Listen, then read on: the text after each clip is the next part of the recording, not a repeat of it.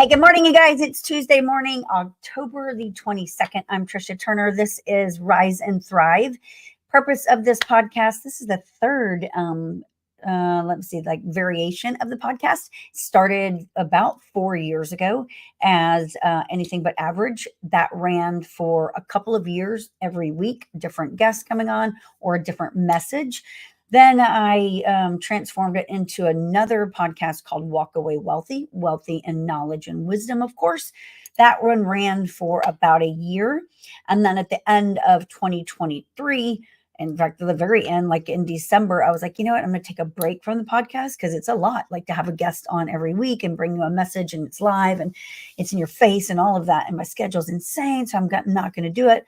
Well, then a couple of months ago, I was like, actually, I need to get back out there and do this because it brings you hope and positivity and inspiration, which is always my vision. I want to make a difference in the world every single day because I believe the world is full of chaos and negativity, and I want to change that.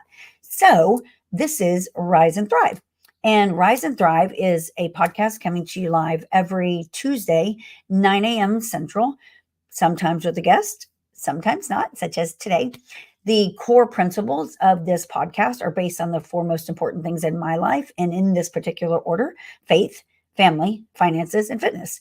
And so every week, the goal is to bring you someone that's going to share inspiration, hope, a success story or stories regarding one of those four things, or two or four or whatever. And so the guest that I had scheduled or planned for today had something come up and we're going to have to reschedule. But I will tell you that there are a lot of really cool guests lined up. I'm not going to share their names yet, but they all have stories to tell. Everybody's got a story to tell. And I hope that you'll always be inspired. So the podcast usually runs anywhere from 30 to 60 minutes, depending on the content. And so just bookmark your calendar every Tuesday, 9 a.m. It's live on Facebook, on YouTube, and on LinkedIn. And then, of course, shared on all social media afterwards. So you can always catch it on the replay or on our YouTube channel. Make sure and subscribe to that. So when I was looking at the agenda for today, when I had to kind of restructure things based on the guest having to reschedule, I was like, what am I going to talk about with you guys today? Because I don't want to not come here. Right now, as of today, just so you guys know, we run a real estate team. I've been doing real estate for about 22 years. In case you don't know, I am a real estate broker. I'm located right here in Houston, Texas, where I was born and raised. We have a real estate team of about 40 agents or so. We are with Real Brokerage. I did have my own independent brokerage open for a bit, went to EXP for about 5 years, and then switched over to Real a little over a year ago. Well, today is the annual Rise conference, which is Real's annual conference. It starts today. It's in Las Vegas. Clearly, I'm not in Las Vegas right now. The tickets sold out really, really fast, and we had a big group, so we weren't able to get tickets. So we are going to be holding it virtually today. So because they are 2 hours behind us on Vegas time, I get to do the podcast anyway. So we also have an event center. It's called Hub 510, and we function as a real estate training center during the day for real agents. Like, you've got to be with Real to use our training center. It's free. And then, of course, our team uses it. And so today from 10 a.m. to 5 p.m., we will be a Rise virtual watch party. So if you're in real estate today, you don't have to be with Real. If you want to stop by and enjoy the conference or learn more about Real and watch the president of Real, the founder of Real, and many other people get up on stage and share like what's to come in the market, what's to come with Real, why Real, and so forth, make sure and show up today. Anyone's welcome, 10 a.m. to 5 p.m. We'll be in the hub all day. Don't know where our hub is? You can go to hub510.com. That's HUB like boy, 510.com. So today I'm going to move swiftly so I can keep you engaged and get out of here quickly and get ready for the conference. I'm going to talk to you about some of the things that are impactful in my life. And I'm going to make sure that if you stay put and you stay tuned for the next 20 minutes or so, you're going to walk away knowing more, learning more. I'm going to help you learn how to know your numbers. I'm going to show you some things that I've done in my life to help me do the things that I do and help our company run the way that it runs. And I'm going to share some things with you. So I hope that you will stay tuned and take some notes because I do talk fast. When I started in real estate a long time ago, and I will tell you, the real estate industry, we are in year two now, or actually, we're in past year two of what has been one of the hardest couple of years in my career. And that's speaking volume because 22 years is a long time to be doing something. In that 22 years, I was also a lender for 6 years. I was a lender during the mortgage industry crash of '08, 9, and 10.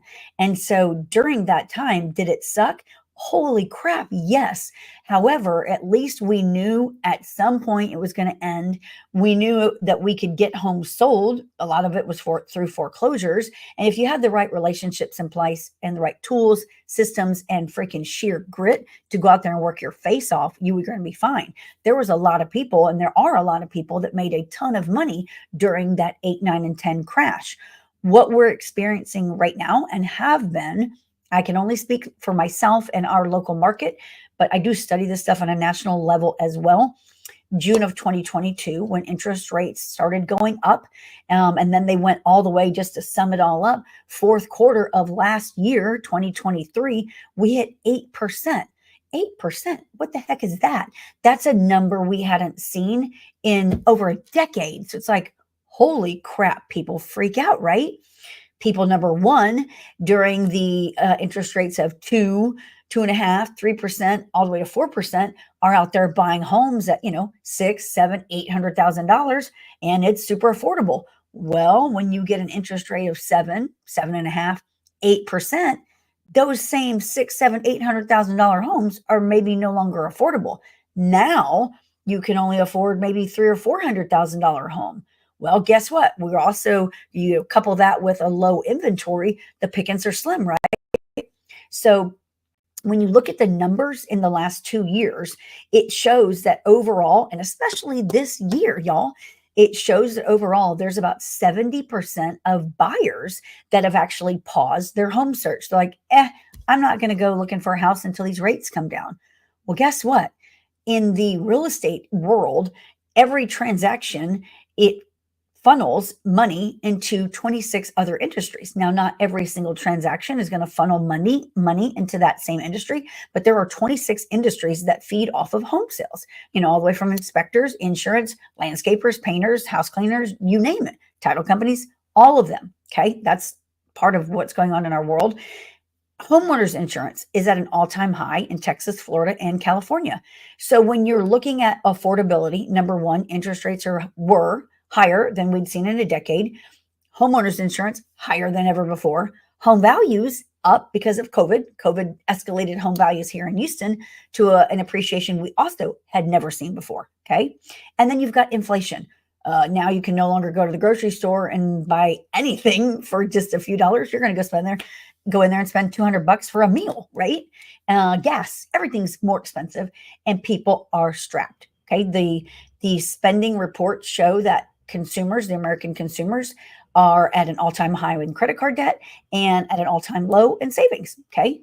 So when you look at all of that, home sales are down significantly. People can be out there and sugarcoating it all they want and all, they want you to believe, but sales, I talk to people across the nation in insurance, in title, in real estate, in lending. Every single one of them reports numbers down anywhere from 30 to 60%. That's a lot. So if you're used to generating $2 million a year in income for your company, maybe you're generating $1 million. Maybe you're generating 1.3. Maybe you're generating 800,000. Big freaking difference. Okay. So I believe, number one, it's an election year. So like throw all of it. I'm like creating this freaking bowl of a hot mess, right? Throw the election on top of it that we're in the throes of right now. So thank heavens, we're 2 weeks away as of today from the election. And whoever wins, right, wrong, indifferent, black, white, green, or blue, we're going to be done with this. And we can all hopefully get back to some kind of normalcy where we're actually doing business, getting off the TV, getting off the news where everyone's consumed with someone being assassinated, someone soup talk or whatever they call her, the whole nine. No matter what your political beliefs are, in an election year, real estate market pauses, especially when you start talking big business. I do commercial as well, commercial real estate. So we're talking millions of dollars in transactions. Right now, my company, my own personal company, my team, we have $42 million in assets sitting on the board. Okay. So don't think the pressure is not on me. So I got a heavy pulse on the market because of what I'm dealing with every single day. I can't wait for this election to be over. I'm here to bring you hope about that. So what I will tell you that as we're in quarter four, you need to be preparing. Number one, for the next 2 weeks, should you stop working? Good Lord, no. But you should show up today and watch the Rise conference with us. You should be refining your skills. Consumers want a market expert. You better figure out what you're going to be doing to differentiate yourself and how you're going to get paid and how you're going to build your pipeline to, number one, finish strong in quarter four and then have an amazing quarter one. Because again, no matter who wins, I do believe 2025 is going to be, good Lord, a lot better than the last 2 years have been. Even though we've said that before, I'm a firm believer in being optimistic and the glass is overflowing and not empty or anywhere close to empty, right? So I'm like, all right, we're hanging on by a thread. We're almost through this thing, okay? Y'all bear with me. We're going to get through this. So what you've got to be doing right now is this isn't a time for you to take no days off. This isn't a time for you to go on an extravagant vacation unless you've got a crap ton of money sitting. This is a time for you to get laser focused on how you want to finish the year. Because if I'm right, and we do, remember, election is in 2 weeks from today. Right after the election, coincidentally, the Federal Reserve is meeting, and they are going to meet that week, same week, y'all. Could interest rates go down? Of course they could. Could they go up? Well, of course they could. And could they stay the same? Well, of course they could. Clearly, we have no clue what they're going to do because they've jacked us around for 2 years now. So everyone that thought they could predict the market couldn't, didn't, lost. So I'm telling you that I'm an optimist and I can't wait for this election to be over. I think rates will come down. Data shows that if and when rates come into the fives again, and I do believe that they will, the market is going to take off.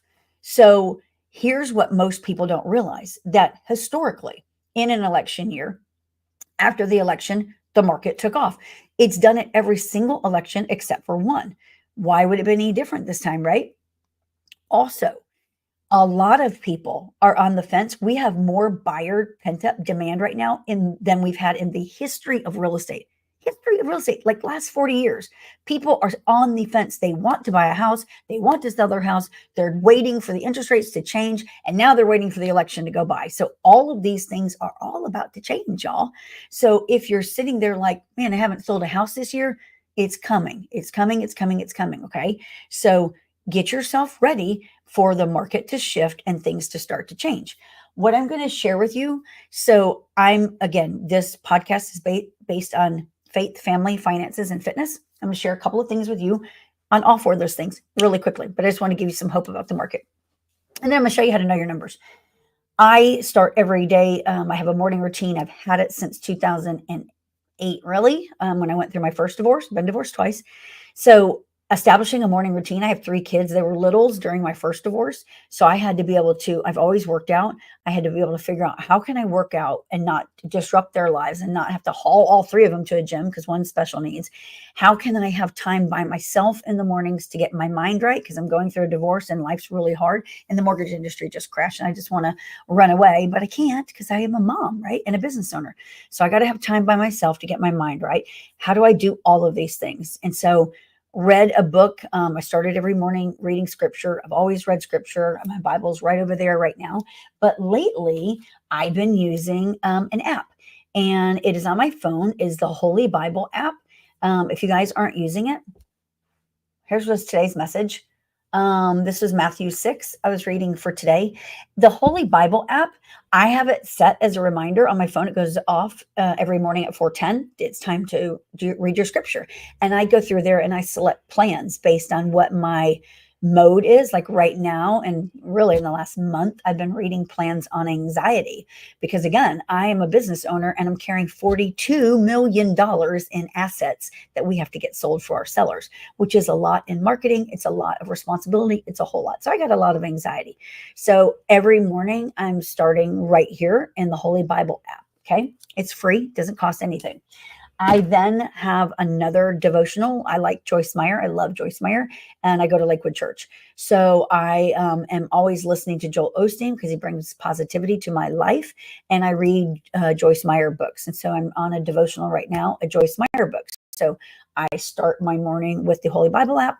I pray. I pray for my family. I pray for my company. I pray for my agents, and I pray for my loved ones every single day, that God protects them from harm and evil, and that God protects their bodies from cancer, sickness, ALS, because unfortunately I know people with ALS, COVID. I say all of those things. I ask God to open all the right doors and close those that shouldn't be open. I ask God to bring the right people into my life and weed out those that shouldn't be there, and He does. And I ask Him to bring the right opportunities into my life every single day, and He does. From there, then I go into another book. And it depends on what I'm reading. I'm obsessed with books on mindset, personal development, faith, scaling, wealth, investing. Those are the things that I read about. So I'm going to share with you 4 of my favorite books. I have a lot of favorite books, but I brought 4 of them over here to my desk to share with you. This one, guys, check it out. It's Outwitting the Devil. Freaking love this book. I've read it twice now. This one, and you can listen to it. So you guys that are Audible listeners, I do Audible as well. But in case you haven't noticed, I have a lot of energy, and it's hard for me to listen to something and retain it because my mind's going 100 miles an hour, and I'll be looking at something while I'm listening, or I'm reading, or I'm writing, and so I'm halfway listening. Therefore, I'm not retaining it. These books that I read, I can highlight, right? You can highlight things that are important to me, and then I go back when I need like a kick start, and I reread the highlighted sections. So Outwitting the Devil, amazing book. This one is one of the very first books that again, I haven't been an avid reader for a long time. I read my first book in its entirety in 2010, I think it was. I've read the Bible in its entirety, which was, I didn't read it. That wasn't my first book I read in its entirety. The first book I read in its entirety was a book by Joyce Meyer on forgiveness, because I had to forgive my first ex-husband because I was just devastated through all the stuff I had went through. And so I read that book, and it changed my life. And so now I'm obsessed with reading books in their entirety, kind of like OCD about it. Like, I'll start a book, and even if I don't like it, I've gotten better. I'll finish it because I'll be like, I'm going to finish this book because I started it. And I'm one of those, if I start something, I'm going to finish it. But now I'm becoming more cognizant about my time. So I'm actually, when I'm starting to read a book, if it doesn't hook me within like the first 2-3 chapters tops, I'm like, done. Time's precious. I can't get back the 30 minutes I just sat there and read for nothing. But the 4 Agreements, you got to go get this. So this is one of my other favorite books that I read very first. I read The Power of Positive Thinking first, and then I read this book. This is an amazing book. You need to read it. And again, I've read this many times. I have things bookmarked. I have things highlighted, all that stuff. Another book that I didn't bring over here, but you should love, is called Energy Bus. That book was like super hard for me to even put down because it was just, it's energy, and I'm all about energy. And it talks about getting the right people on the right bus. However, this book, The Gap and the Gain, changed my life. The Gap and the Gain is a book about visionaries. I am a visionary.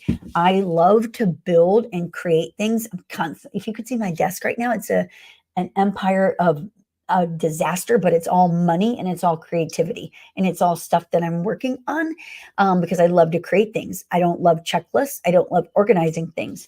This book, The Gap and the Gain, talks about that.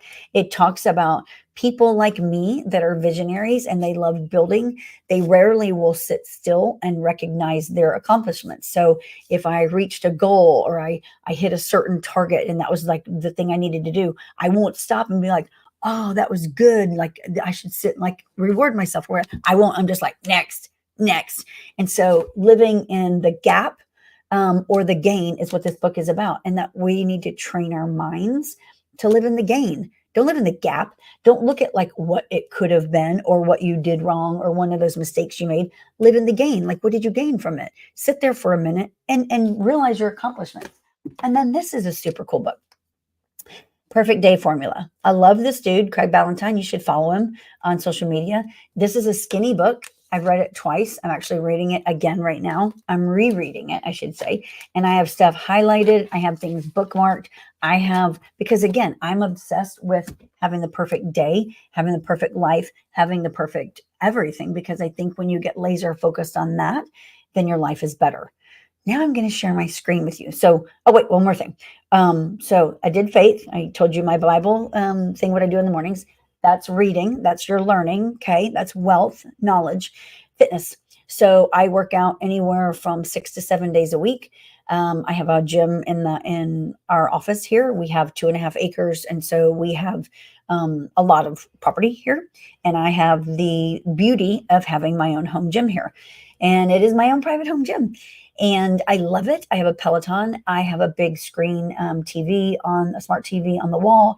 I have mirrors everywhere. I have dumbbells everywhere. I have machines.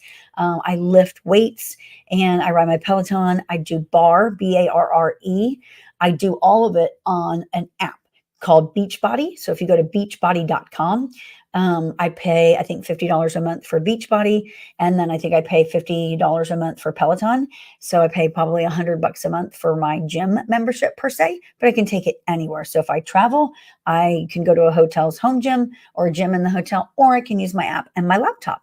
And so 5 to 6 days a week, I will lift weights anywhere from 30 minutes to 60 minutes on weights, depending on what I'm doing. Today I did legs. And then I'll do some form of cardio or muscle endurance or muscle training. Like today I rode the Peloton after I did legs. Some days I will do, like tomorrow, I'll do back tomorrow and core. And core, I'll do barre, Barre. Barre is a 34 to 44 minute routine, and it's freaking intense. It's 2-pound weights using a bar, and it's super intense. I dare you to go try it. You will sweat your butt off, and it will shape your body. It'll change your body. So that is my routine. Sundays are my rest day. A lot of the times, if I'm not working out 7 days a week, I take Sundays off. Just depends what's going on in my life or if I'm traveling or not. All right. Now let's talk about money. So I'm in the real estate industry, right? I'm going to share my screen. I don't have to put on glasses because I'm also blind. So let me share my screen with you. I got some stuff up that I want you to see. You're going to know your numbers right here. All right. Well, actually, it's big enough, so I don't have to put my glasses on. If you want a copy of Know Your Numbers, reach out to me. You can hit me up on any social media site. You can text me. It's 832-563-0916. I've never just sat out there and given my phone number out, but you can. I know I get a crap ton of text messages, so it could be a bit before I respond. Or you can hit me up on Facebook, Instagram, wherever, or send me an email, Trisha@TrishaTurnerProperties.com. That was the name of our independent company that we opened years ago. And I will send this to you. I will share this with you. If you're a team leader or a broker and you want to share this with your team, you can edit it. I'll send you an editable version so that you can make it your own. And this is a super easy thing that we do with our team. We do it once a month when we're training others. I think it's imperative that you know this. And you really, it says Know Your Numbers Part 1. I usually like to start with Part 2. So I'm going to scroll down to Part 2, show you what this is, and date it. Like, I have this all over the place. I like paper. I like whiteboards. I have 4 whiteboards in my office right now and 2 little ones on my desk right here. I'm a big visual person. Like, everything has got to be written down, out of sight, out of mind in my life. So Know Your Numbers Part 2, cost of living. And you can do this for your personal, well, you should do it for your personal expenses and your company. Like, we have an office. We have an RV, a company RV. We have a company moving truck. We have assets that are in our company. So there's payments involved in these, or there's, there's expenses involved in all these. So I run 2 of these, one for my personal, one for our company. So what's your monthly rent or mortgage? What are your car payments, health insurance, auto insurance? This is your cost of living, adding all of this up. And when it says credit card minimum payments, factor that in. Like, if you're in total debt on one of your cards is $15,000. Well, don't put $15,000 because you're probably not paying it every month. Maybe not right now, but maybe your minimum payment's $1,500. Put that there. Any student loans, your monthly utilities, mobile phone, like all of this stuff, you're going to add up everything right here. Add up your total, divide it by 30 to get a daily burn rate. Like how much money are you burning through every day in a monthly calendar? And you use the 30 number, the dividing number, because if you average out a calendar year, most people in the finance world use 30 days because February's got less than 30, but some months have 31. So when you're calculating your daily burn rate, know what it is using 30. So get your total, divide by 30. Now you got your daily. Go back up to page 1. Your required yearly income. So if you read this, it says use the following know your numbers formula to determine what you really need to earn to achieve your personal, business, family, and financial goals this and every year. Okay. What is your monthly personal overhead, which is what you just did on page 2. Okay. We just added up your total monthly expenses.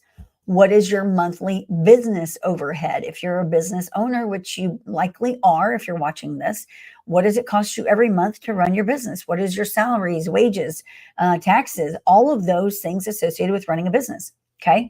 Monthly fun, like put something in there, whether you get your nails done, whether you go on weekend trips, what do you do for fun?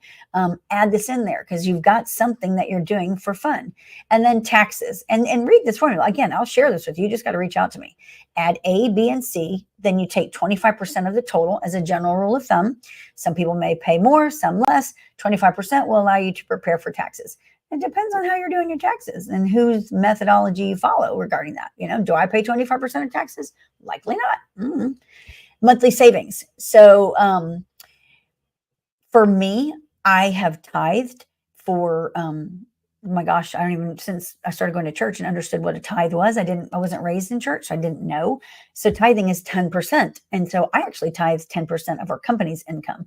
So monthly savings, they tell you that you should tithe 10%, save 10%, and live off of 80%. That depends on what formula you follow, but whatever your savings are, put that here. And then you're going to add all these up. A, B, C, D, and E equals your required income to earn per month. That's how much you got to make a month, right? If you have any outside income, like a spouse, investment income, rev share, if you're with us at Real, any of that kind of stuff, you can put that here. Then again, required income minus outside income, what I must earn each month. Boom. Now, you take that, you multiply it by 12, and that's how much you have to earn per year, right? That is your required yearly income for personal, business, savings, taxes, all of this.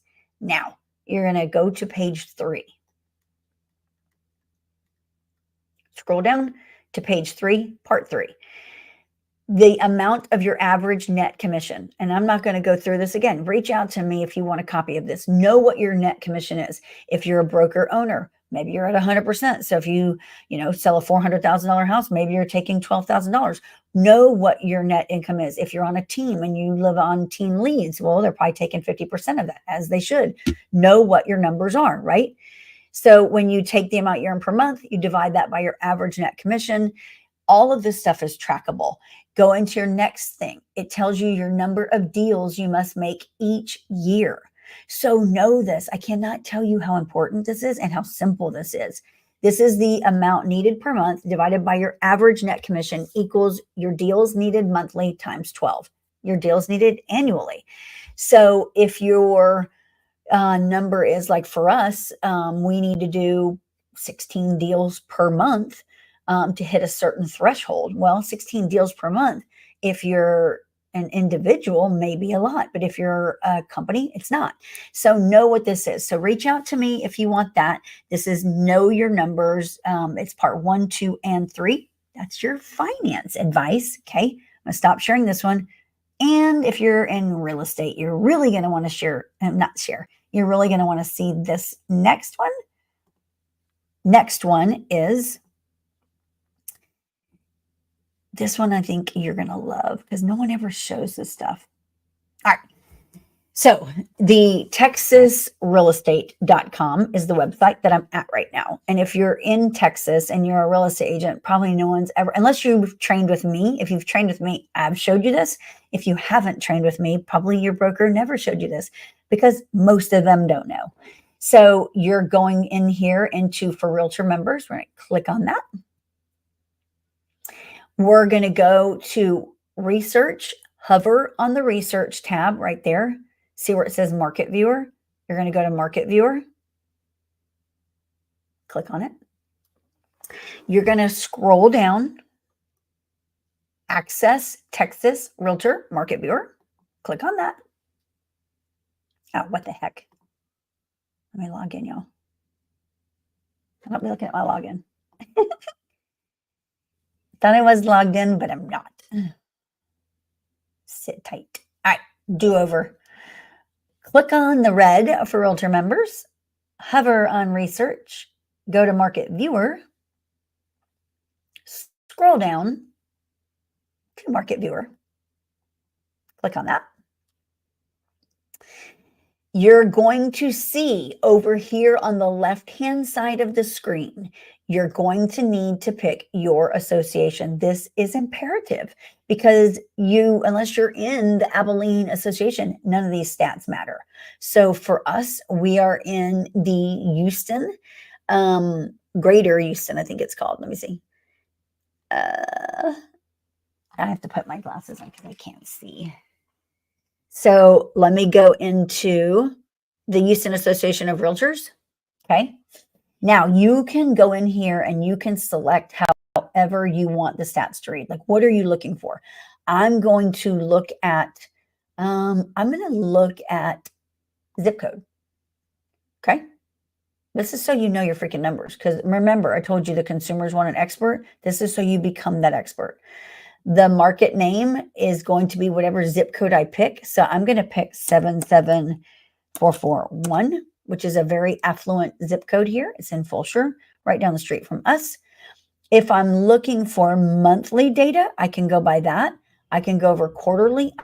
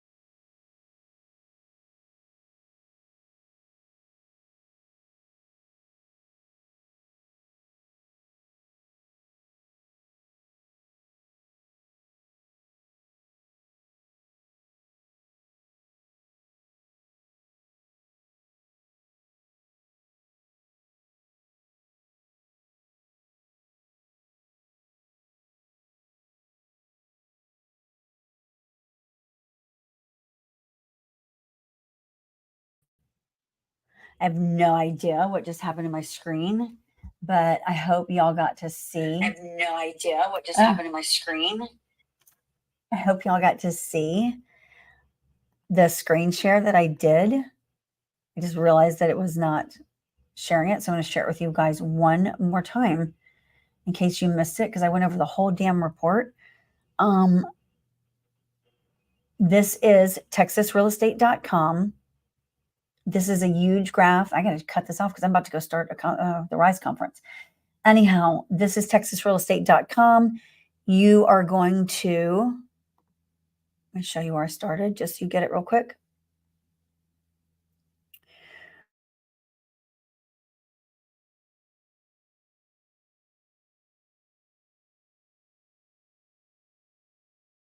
StreamYard freaking lose internet like it just did.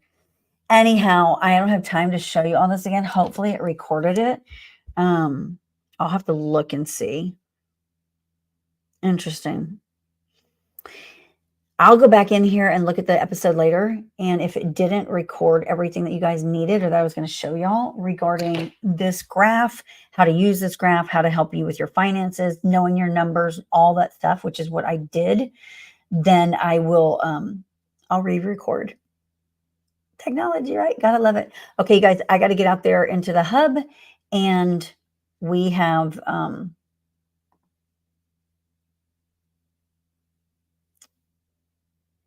the RISE conference coming up. So got to go make this happen. You guys have an amazing day. And if you want to come watch the RISE conference with us, go to hub510.com. You can find our address there. We'll be in the hub from 10 a.m. to 5 p.m. Have an amazing day, y'all. Bye.